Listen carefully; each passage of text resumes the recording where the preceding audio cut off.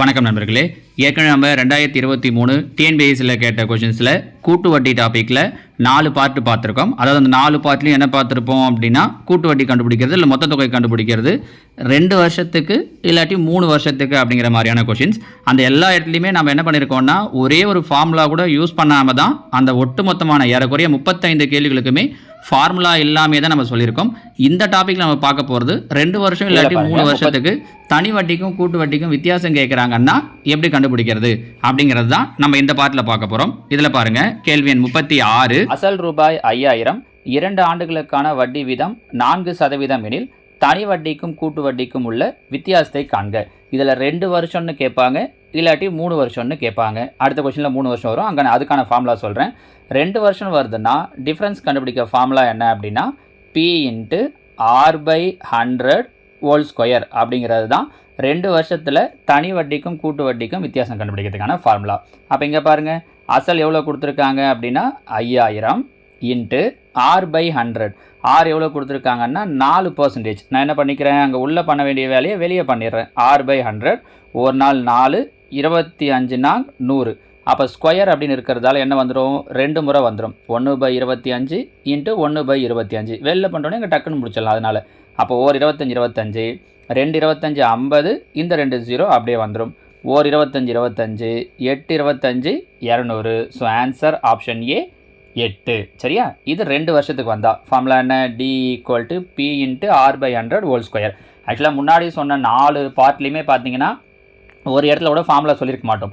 இங்கே கூட ஃபார்முலாவை சொல்லாமே சொல்லலாம், வேறு ஒரு சில ஐடியாஸ் இருக்குது. ஆனால் அந்த ஐடியாஸ்லாம் ஃபார்முலாவை தாண்டி உங்களுக்கு கஷ்டமாக இருக்கிற மாதிரி இருக்குது. அப்படிங்கிறதால நான் இங்கே டைரெக்டாகவே ஃபார்முலாவை யூஸ் பண்ணிடுறேன். சரியா?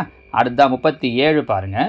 அசல் ரூபாய் 12000க்கு 3 ஆண்டுகளுக்கு 8% என தனி வட்டிக்கும் கூட்டு வட்டிக்கும் உள்ள வித்தியாசம். போன கேள்வி 2 ஆண்டு, இங்கே என்ன பண்ணியிருக்காங்கன்னா 3 ஆண்டு கேட்டிருக்காங்க. பாருங்கள், 3 ஆண்டு கேட்குறாங்க அப்படின்னா தனி வட்டிக்கும் கூட்டு வட்டிக்கும் இருக்கக்கூடிய டிஃப்ரென்ஸுக்கான ஃபார்முலா 2 ஆண்டுக்கு சொன்னது மாதிரியே P × R/100.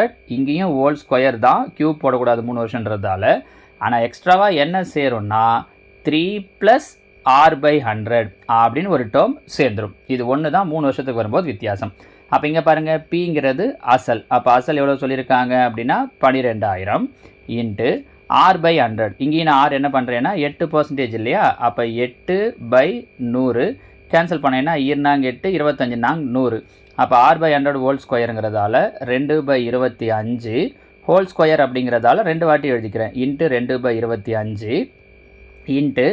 3 + R/100. R/100 தான் 2/25 இல்லையா? அப்போ இங்கே பாருங்கள், 25 75 ப்ளஸ் ஒரு 2, அப்போ 77/25 வந்துடும். சரிங்களா? இப்போ கேன்சல் பண்ணணும். இப்போ பாருங்கள், டைரெக்டாக முதல்ல 25 வாய்ப்பாட்டில் கேன்சல் பண்ணிடலாம். 25 25, இங்கே 120ல் 4 25 100, மீதி 20, 0 சேர்ந்தா 200. அப்போ 8 25 200.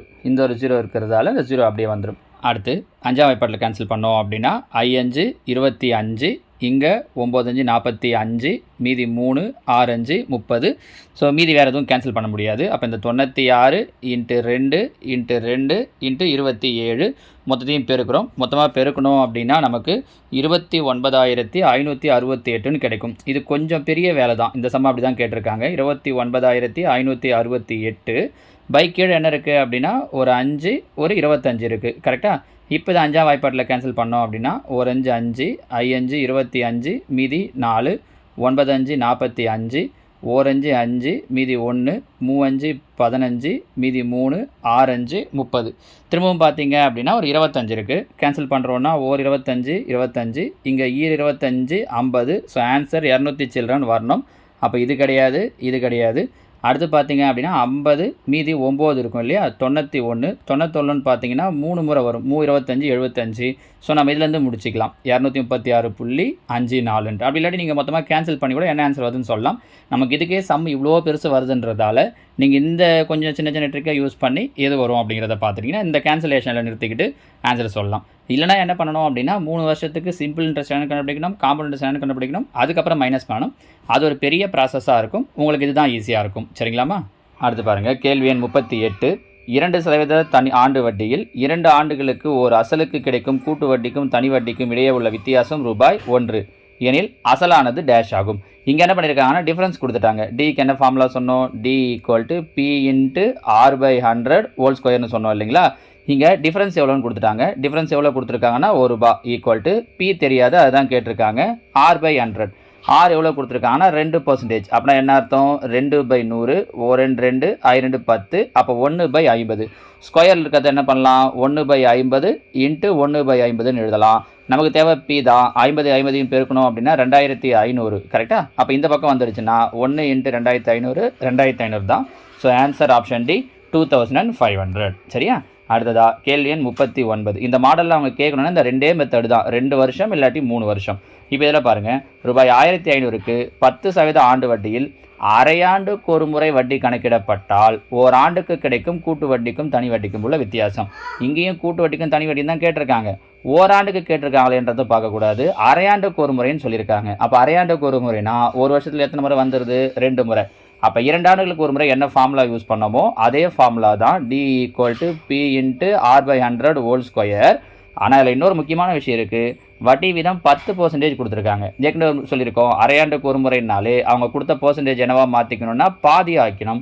அப்போ 10 என்னவாயிடும்னா 5% ஆகிடும். அப்போ 5/100 5 5 10 அப்போ 1/20ன்னு ஆகிடும். பாருங்கள், amount ₹1500 into r/100 value 1/20 ஸ்கொயருங்கிறதால 1/20 into 1/20 0 0 0 0 cancel ஆகிடும். 15/4 அப்போ 3 12 மீதி 3 .7 28 மீதி 2 5 20. So answer 3.75 option C. சரிங்களா? இது என்ன வித்தியாசம்னா அந்த அரையாண்டுக்கு ஒரு முறையும் கொடுத்துருக்காங்க பாருங்கள். அந்த மாடலில் ஒரு 2 முறை கொஸ்டின் கேட்டிருக்காங்க. அடுத்ததாக பாருங்கள், கேள்வி எண் 40. 5% ஆண்டு வட்டியில் 3 ஆண்டுகளுக்கு ரூபாய் 8000 அசலுக்கு கிடைத்த கூட்டு வட்டிக்கும் தனி வட்டிக்கும் இடையே உள்ள வித்தியாசம்.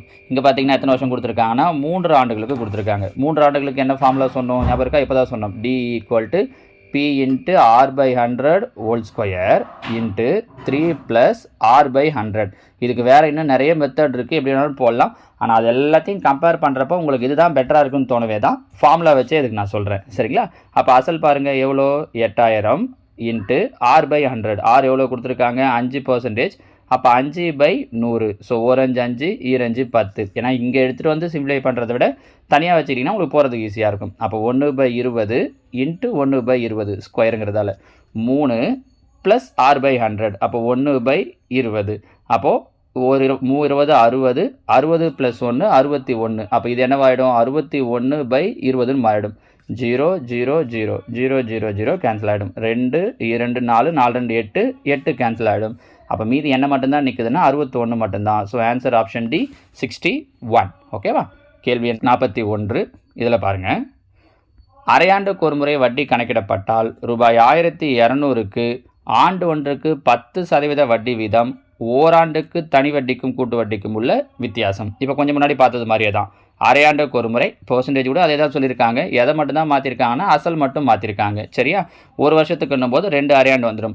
முக்கியமாக இதில் பண்ண வேண்டியது இந்த 10% நீங்கள் என்னவோ மாற்றிக்கணும்னா 5%ஆக மாற்றிக்கணும். அப்போ 5 1 5 2 10 20ன்னு வந்துடும். கரெக்டாக? அப்போது பி அசல் எவ்வளோ? 1200 r/100 r/100 தான் 1/20ன்னு மாற்றிட்டோம். ஹோல் ஸ்கொயருங்கிறதால 1/20 இன்ட்டு 1/20 0 0 0 0 கேன்சல் ஆகிடும். 1 2 6 2 12 1 2 3 2 6. அப்போது கிடைக்கிற வட்டிகளுடைய வித்தியாசம் எவ்வளோ அப்படின்னா ரூபாய் 3. Option B. அடுத்து பாருங்கள், கேள்வி எண் 42. ரூபாய் 8000க்கு 10% ஆண்டு வட்டி வீதத்தில் 2 ஆண்டுகளுக்கு கிடைக்கும் கூட்டு வட்டிக்கும் தனி வட்டிக்கும் உள்ள வித்தியாசம். இங்கேயும் அதே தான். டிஃபரன்ஸுக்கான formula D equal to P into r/100 whole square. கரெக்டாக? இங்கே எவ்வளோ அமௌண்ட்டு கொடுத்துருக்காங்க? 8000. அப்போ 8000 இன்ட்டு r/100. ஆர் எவ்வளோ கொடுத்துருக்காங்கன்னா 10%. அப்போ 10/100 0 0 கேன்சல் ஆகிடும். ஸோ 1/10. அப்போ r ஸ்கொயருங்கிறதால 1/10 இன்ட்டு 1/10 0 0 0 0 கேன்சல் ஆகிடும். அப்போ பேலன்ஸ் இருக்கிறது 80. அப்புறம் எடுத்து இடையில் இருக்கக்கூடிய டிஃப்ரென்ஸ் ரூபாய் 80. Option C. இந்த ரெண்டே விஷயம் தான்மா. 2 வருஷம் இல்லைனா 3 வருஷம். அதே 2 வருஷமாக இருந்துச்சுன்னா இப்போ நம்ம சொல்கிற மாதிரி ரொம்ப சிம்பிள். 3 வருஷமாக இருந்தாலும் அதுவும் ஈஸி தான், கொஞ்சம் ஒரு ஸ்டெப் கூடுதலாக வரும், அவ்வளோதான். சரியா? 43. 2% ஆண்டு வட்டியில் 2 ஆண்டுகளுக்கு ஒரு அசலுக்கு கிடைத்த கூட்டு வட்டிக்கும் தனி வட்டிக்கும் இடையே உள்ள வித்தியாசம் ரூபாய் 1 எனில் அசலானது. இந்த கேள்வி எங்கேயாவது பார்த்த மாதிரி இருக்கா? எஸ், இதே வீடியோவில் முன்னாடி 38வது கேள்வி பார்த்தோம் பாருங்கள். அதே கொஷின் தான் ரிப்பீட்டடாக இன்னொரு எக்ஸாம்லையும் கேட்டிருக்காங்க. சரியா? கேள்வி எண் 44.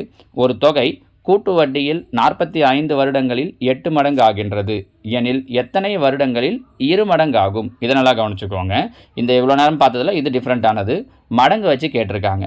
கூட்டு வட்டியில் 45 வருஷத்தில் 8 மடங்கு ஆகுது. இதில் நீங்கள் கவனிக்க வேண்டியது அந்த 8 மடங்கு. 8ங்கிறத என்னவா எழுதலாம் அப்படின்னா 2ஓட கியூபாக எழுதலாம். ஏன் 2ஓட கியூபாக எழுதுகிறோன்னா அவங்க அந்த மாதிரி தான் கொஸ்டின் கேட்பாங்க. இங்கே பாருங்கள், 2 மடங்கு ஆகிறதுக்கு எவ்வளோ வருஷம் ஆகும்னு கேட்குறாங்க. இப்போ ஒன்றும் இல்லை, இந்த பேஸ் எல்லாம் விட்டுருங்க. பவரில் என்ன இருக்குது? 3. அவங்க எத்தனை வருஷம் சொல்லியிருக்காங்க? 45 வருஷம். கரெக்டாக 2ஓட கியூப்ன்றதால அந்த கியூப் 3ஆல் 45 வகுத்திங்கன்னா முடிஞ்சிச்சு. 1 3 3, 15 3 45. ஸோ ஆன்சர் 15 வருடங்கள். சரிங்களாமா?